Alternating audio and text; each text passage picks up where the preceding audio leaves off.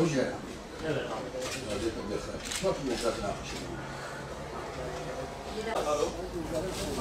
Ya doktor ve Roje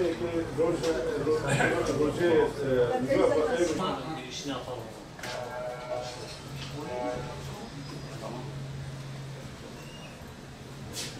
ساحب ليسان الدول انا زانم شو ما ذكاني وزي دي سوى فيديو فيديو Söyleyeyim, almaz. انا Ben istemiyorum bir şey. علي سلام سؤال يتجوك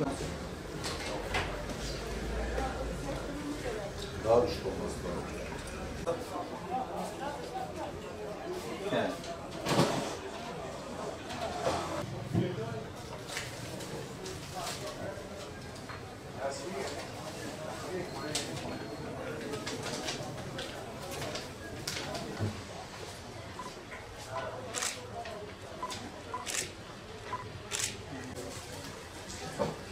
Cuma.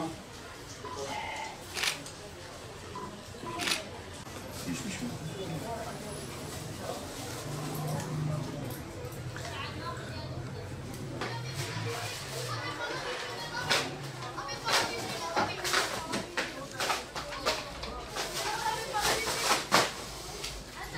Pandemi ile ilgili olarak bu sene grip aşılarına aşırı bir talep bulunmaktadır. Bunun sebebi de bilim kurulu üyelerimizin grip aşısının koruyucu özelliğinin olduğunu ve vatandaşlarına yapmaları tavsiyesinde bulunmasından kaynaklanmaktadır. Ancak henüz grip aşıları Türkiye'ye giriş yapmadı. Her yıl yaklaşık bir eczaneye 40-50 tane aşı gelmektedir. Ama bu sene sadece bize 500 tane aşı başvurusu oldu.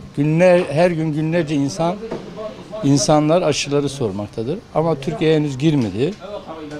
Yaklaşık Ekim ayının sonu veya Kasım ayının başında gelmesi bekleniyor. Ama maalesef yeterli sayıda yine gelmeyecek. Geçen sene de 1,5 milyon aşı Türkiye'ye gelmişti. Bu yıl da 1,5 milyon aşı Türkiye'ye giriş yapacak. Ancak bu yıl talep çok fazla. Bu yüzden grip aşılarında bir sıkıntı yaşanacağını tahmin ediyoruz. Biz açıklama yapıyoruz vatandaşlarımıza. Henüz grip aşılarının Türkiye'den gelmediğini, geldiği zaman size vereceğimizi söylüyoruz.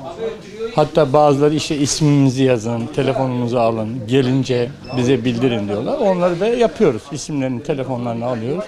Yeteri sayıda gelirse şayet bütün vatandaşlarımıza sunacağız. Vatandaşların grip aşısına yoğun bir talebi var. Bu talebe şu an cevap veremiyoruz.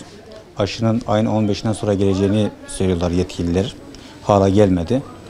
Geçen sene oranla çok daha fazla talep var.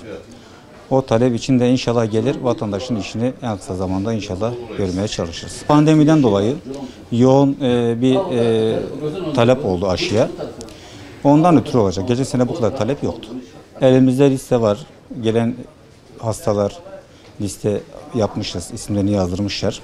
Bekliyoruz. Gelirse inşallah işlerini göreceğiz. Aşının fiyatı belli değil ama muhtemelen 75 lira civarındadır.